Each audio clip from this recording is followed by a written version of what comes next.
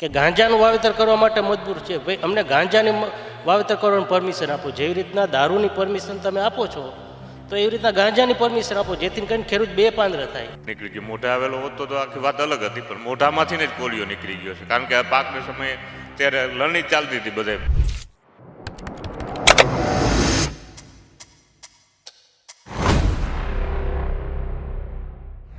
વારંવાર પાક નુકસાનીથી કંટાળીને ખેડૂતો હવે સરકાર પાસે ગાંજાના વાવેતરની પરવાનગી માંગી રહ્યા છે. કોઈ પણ કુદરતી આપત્તિ આવે ત્યારે સૌથી વધુ મરો ખેડૂતોનો હોય છે, સૌથી વધુ નુકસાન એ ખેડૂતોને થતું હોય છે.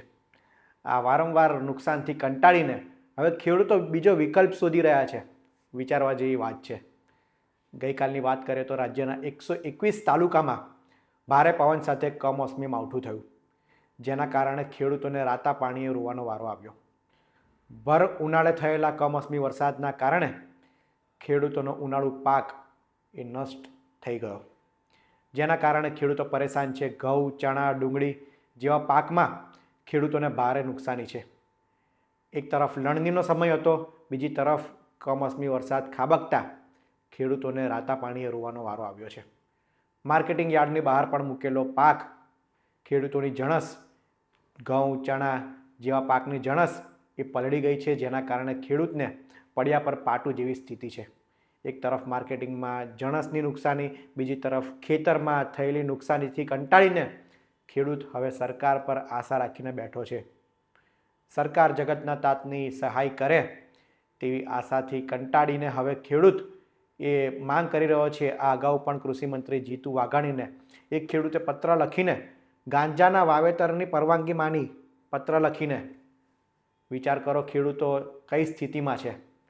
અને આપત્તિ આવે અને નુકસાન થાય ત્યારે ખેડૂતોના માય બાપ સરકાર જ હોય છે, એટલે જ તો સરકાર પાસે સહાય માગતા હોય છે. જાણો આ કમોસમી વરસાદથી રાજકોટના ખેડૂતોની સ્થિતિ. ઘઉંમાં 15 વીઘાના ઘઉં હતા, આશરે 4 થી 5 લાખનો નુકસાની છે. કેટલો ખર્ચો થતો હોય આ વાવતા હોય ત્યારે? આ 1 લાખનો ખર્ચો કર્યો હશે અંદાજે. હવે તો હાવ બધું પૂરું. અત્યારે ઘઉં ઉપાડવાની સિઝન હતી તો ઉપાડવાનું તો શું હતું?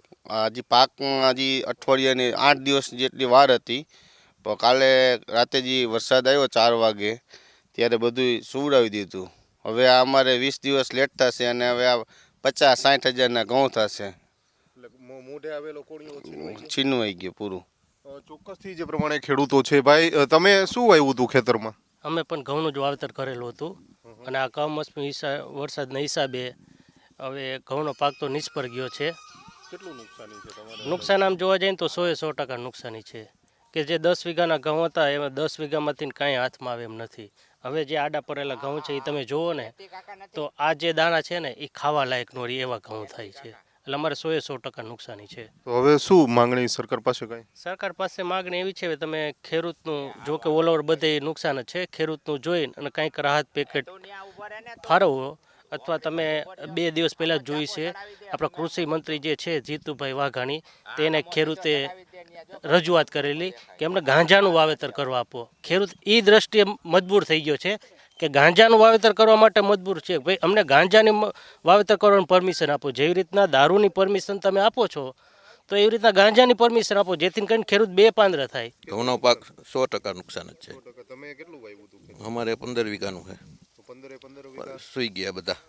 જુઓ શું બધું. માંગણી શું સરકાર પાસે? સરકાર પાસે તો એક જ છે, કંઈ રાહત પેકેજમાં કંઈ સહાય આપે તો. દાદા તમે શું વાવ્યું હતું? અમે ઘઉં જ વાવ્યા છે. મારે 30 વીઘાના ઘઉં હતા, પણ 15 વીઘાના મારે ઘઉં નીકળી ગયા, 15 વીઘાના હજી ઊભા છે. અને બહુ નુકસાન આવ્યું છે ઘઉંમાં. જે સરકારે ટેકાના ભાવ જાહેર કર્યા છે તે 517 રૂપિયા સરકાર દેતી નથી, અને માથે જતા આ કમોસમી વરસાદને હિસાબે બહુ જાજુ નુકસાન થયું છે ખેડૂતને. ઘઉંમાં નુકસાન થયું છે, મકાઈમાં નુકસાન થયું, ફુલાવર કોબીસ અમારું ગામ છે એમાં શાકભાજીનો વિસ્તાર છે, ઘઉંને બધું વાવેતર કરે છે, બધું નુકસાન થયું છે. બીજા કયા કયા પાકને તમારા ગામમાં નુકસાન? બીજા આપણે મકાઈ છે, ફુલાવર, કોબીસ, લસણ બધું વાવેતર ખેડૂએ કરેલું છે, બધાને નુકસાની છે. એ મોટા પ્રમાણમાં નુકસાન છે. ચોક્કસથી જે પ્રમાણે ખેડૂતો છે નુકસાની જોવા મળી રહી છે. આપણી સાથે ખેડૂત આગેવાન, શું કહેશો, કેટલી નુકસાની છે આ વખતે અત્યારે હાલ તો લણણીનો સમય જ આવું થયું છે, એટલે તો નુકસાનીનો કાંઈ અંદાજ લગાવ્યા નહીં. પણ આ વખતે જે થયું છે એવું પહેલી વખત થયેલું છે. આવું સમય આગલા સમય ક્યારે અમે પણ નથી જોયું કે જે પાક વખતે ઘઉં છે એ તો પાણી તો એ વિપરીત હોય છે. એટલે હવે એ પાક વખતે પડી જાય તો આનો કાંઈ વિકલ્પ જ નથી એમ. હવે ખેડૂત હાથમાં નહીં જમીન નહીં એવી સ્થિતિ નીકળી ગયો. મોઢા આવેલો હોત તો આખી વાત અલગ હતી, પણ મોઢામાંથી જ કોળિયો નીકળી ગયો છે. કારણ કે આ પાકને સમયે ત્યારે લણણી જ ચાલતી હતી બધે. જ્યાં ખેતરમાં જુઓ ત્યાં ઘઉંનું પાકનું ઉત્પાદન ઘઉંના લણણી ચાલતી હતી. અંદાજે 50% જેવું અત્યારે ઉત્પાદનના લણણી થઈ ગયેલી હતી. જે ઢગલાઈ હજી તો ખેતરોમાં જ પડ્યા હતા.